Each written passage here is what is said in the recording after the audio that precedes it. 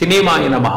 నేను mister B. నా మాట సూటిగా ఉంటది, మ్యాటర్ క్లియర్ గా ఉంటుంది. మీరు చూస్తున్నారు మిస్టర్ బి ఛానల్. ఈ వీడియోలో మనం మాట్లాడుకుందాం రెబల్ స్టార్ ప్రభాస్ నటించిన కల్కి 2898 AD movie review. Project K ముందనుకున్న పేరు అది ఈ సినిమాకి, తర్వాత కల్కి 2898 AD గా మార్చారు. ఈ సినిమా మీద అంచనాలు ఎలా ఉన్నాయో ప్రత్యేకంగా చెప్పుకోవాల్సిన అవసరం లేదు. ఒక కొత్త జోనర్, మైథాలజీ కలగలిసిన సైన్స్ ఫిక్షన్ ఫ్యాంటసీ ఎంటర్టైనర్. ఈ జోనర్ తో డైరెక్టర్ నాగ్ అశ్విన్ వైజయంతి మూవీస్ బ్యానరే కాదు, తెలుగు ఫిల్మ్ ఇండస్ట్రీ కూడా ఓ సాహసం చేసింది అని చెప్పొచ్చు. కల్కి మూవీని రూపొందించి ఈ సాహసాన్ని ఆశీర్వదించడం కోసం సినిమా లోకం మొత్తం కూడా, ఇండియా వ్యాప్తంగా ఉన్న సినిమా లోకం మొత్తం కూడా ఆసక్తిగా ఎదురు చూసింది. ఆ ఎదురు చూపులకి జూన్ 27న తెర పడింది. అద్భుతమైన ఎక్స్పెక్టేషన్స్ తో సినిమా ఈ వారం థియేటర్స్ కి వచ్చింది. మాట్లాడుకుందాం కల్కి 2898 AD. ఈ సినిమాలో ఉన్న విశేషాల గురించి మన సమీక్షలో స్ట్రైట్ గా పాయింట్ కు వచ్చేద్దాం. ఎలా ఉంది ఈ కల్కి 2898 AD మూవీ? నేనైతే కొన్ని అంచనాలతో ఈ సినిమాకి వెళ్ళాను. ఆ అంచనాలకు మించే నన్ను ఎంటర్టైన్ చేసింది ఈ సినిమా. సినిమాకి సంబంధించిన ప్రమోషనల్ స్టఫ్ బయటకు వచ్చిన తర్వాత రకరకాల డిస్కషన్స్ నడిచాయి. ఆ డిస్కషన్స్ అన్నిటికీ కూడా నాగ్ అశ్విన్ తనదైన స్థాయిలో అద్దరిపాటుగానే సమాధానం చెప్పాడు ఈ సినిమా అవుట్పుట్ తో అని చెప్పొచ్చు. సినిమా ఫస్ట్ హాఫ్ చూసిన తర్వాత కొంతమంది హ్యాపీగా ఫీల్ అయి ఉండొచ్చు, ముఖ్యంగా సినిమాని విమర్శించిన వాళ్ళు. కానీ సెకండ్ హాఫ్ తో మాత్రం అల్టిమేట్ గా సమాధానం చెప్పాడు నాగ్ అశ్విన్. అన్బిలీవబుల్ రీతిలో తన టాలెంట్ ని ప్రూవ్ చేసుకున్నాడు. సెకండ్ హాఫ్ లో అతను ఇచ్చిన అమేజింగ్ సినిమాటిక్ ఎక్స్పీరియన్స్ నుండి, అల్టిమేట్ సాలిడ్ ఎంటర్టైనింగ్ కిక్ నుండి తప్పించుకోవడం చాలా కష్టం. ఎత్తి కుదేశాడు అంతే.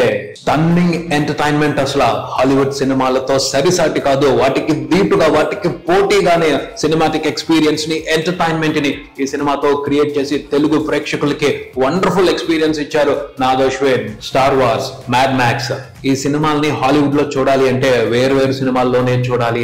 ఆ రెండు సినిమాల్లో యూనిక్ ఎంటర్టైన్మెంట్ ఉంటది. అలాంటి యూనిక్ ఎంటర్టైన్మెంట్ ని ఈ సినిమాలో నాగ్ అశ్విన్ కలిపి ఇచ్చి పడేశాడు. ఆ రెండు సినిమాల్ని కలిపి తీసేశాడు నాగ్ అశ్విన్ అని చెప్పడం చాలా ఈజీ, కానీ అలా చేయటం చెప్పుకున్నంత ఈజీ కాదు.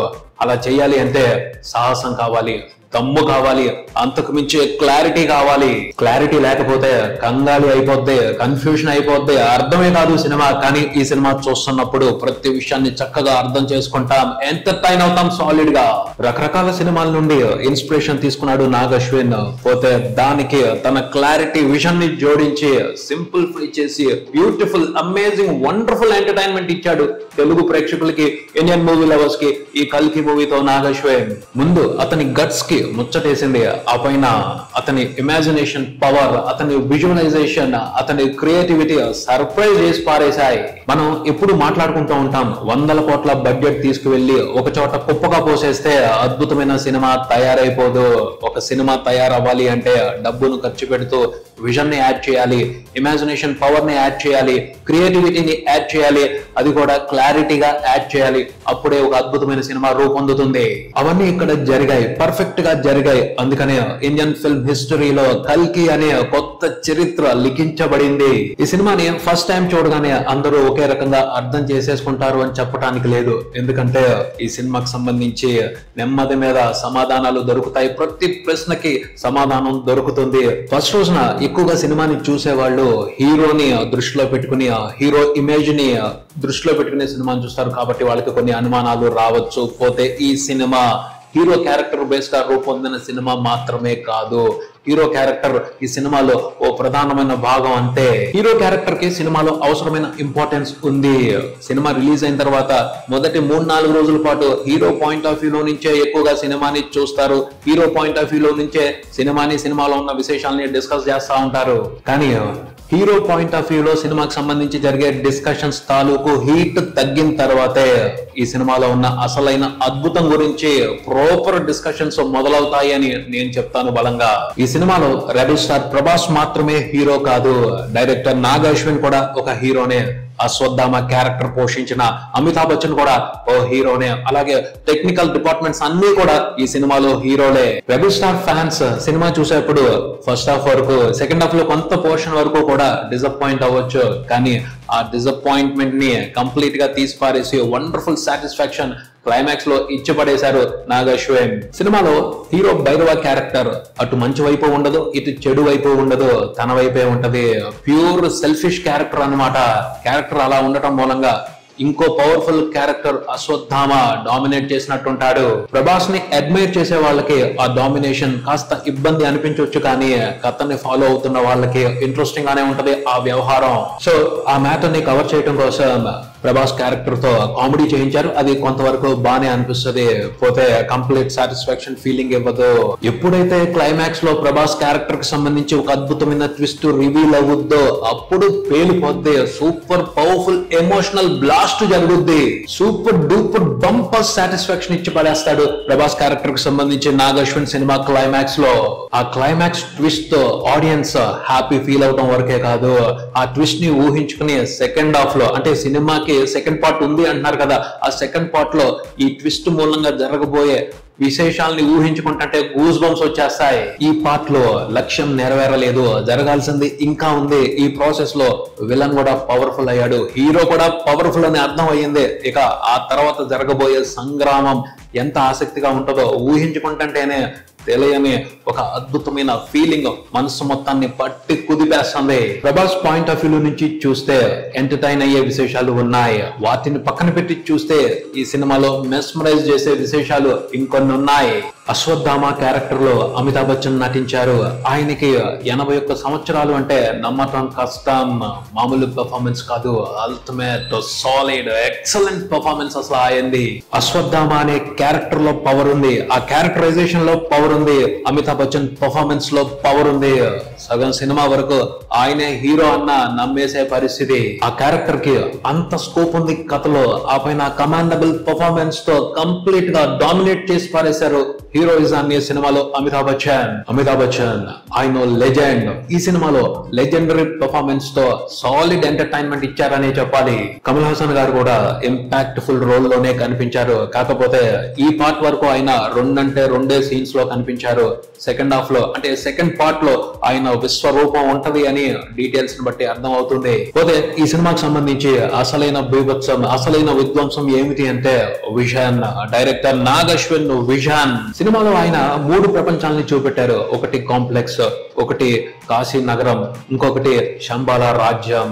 ఈ 3 ప్రపంచాలకు సంబంధించి ఆయన క్రియేట్ చేసిన డీటెయిల్స్ అద్భుతం. అంతే సినిమా కథా నేపథ్యం ఫ్యూచర్ లో జరుగుతూ ఉంటది. సో అక్కడ ఉన్న మనుషుల వేష భాషలకు సంబంధించి, వాళ్ళు ఉపయోగించే వస్తువులకు సంబంధించి, ఉండే ఇళ్లకు సంబంధించి, ఉపయోగించే ఆయుధాలకు సంబంధించి, అలాగే వేసుకుని వెళ్లే వెహికల్స్ కి సంబంధించి లాట్ ఆఫ్ రీసెర్చ్ జరిగింది.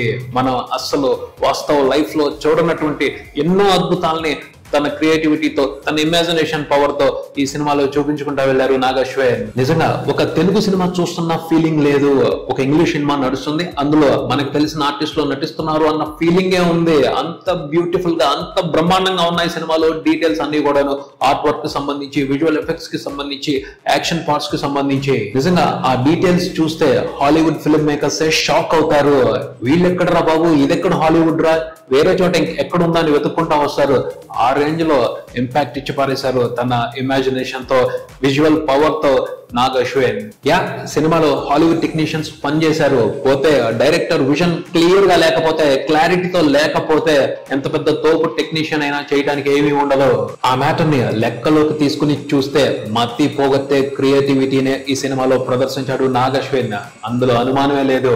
యాక్షన్ ఎపిసోడ్స్ డిజైనింగ్, పిక్చరైజేషన్ కూడా ఎంత బాగుందంటే స్టన్నింగ్, అంటే స్టన్ అయిపోయి వాటిని అలా చూస్తూ ఉండిపోతాం, అన్నిటినీ మర్చిపోయి. అంత అద్భుతంగా ఉన్నాయి యాక్షన్ ఎపిసోడ్స్ సినిమాలో. సెకండ్ హాఫ్ లో 2 యాక్షన్ ఎపిసోడ్స్ ఉన్నాయి, లెంతీ యాక్షన్ ఎపిసోడ్స్. ఆ 2 యాక్షన్ ఎపిసోడ్స్ కూడా మెస్మరైజ్ చేసి పారేస్తాయి. క్లైమాక్స్ అయితే మామూలుగా లేదు. ఆ క్లైమాక్స్ ఫైట్ చూస్తుంటే నాకు తెలుగు సినిమా చూస్తున్న ఫీలింగే కలగలేదు, స్టార్ వార్స్ మూవీ చూస్తున్నట్టే ఉంది. ఆ డీటెయిల్స్ అలాగే ఉన్నాయి, ఆ క్వాలిటీ అలాగే ఉంది, ఆ ఎంటర్టైన్మెంట్ అలాగే ఉంది. హాలీవుడ్ సినిమాలకి ధీటుగానే ఉంది. కథకు సంబంధించి మైథాలజీ మ్యాటర్ ని ఇన్వాల్వ్ చేసిన ప్రాసెస్ కూడా మంచి మాస్ ఎక్స్పీరియన్స్ ఇస్తుందనే చెప్పాలి. సినిమా ఫస్ట్ హాఫ్ మాత్రం కాస్త బోర్ కొట్టింది, ఎందుకంటే క్యారెక్టర్స్ ని ఇంట్రడ్యూస్ చేస్తూ, డీటెయిల్స్ ఎక్కువ ఇస్తూ టైం తీసుకున్నారు. దాని మూలంగా స్లోగా నడిచినట్టు అనిపిస్తుంది ఫస్ట్ హాఫ్. సినిమాలో ఎప్పుడైతే అశ్వత్థామ క్యారెక్టర్ యాక్షన్ లోకి దిగుద్దు అక్కడి నుంచి పేలిపోయే ఎంటర్టైన్మెంట్ నడుస్తుంది సినిమా అయిపోయేంత వరకు.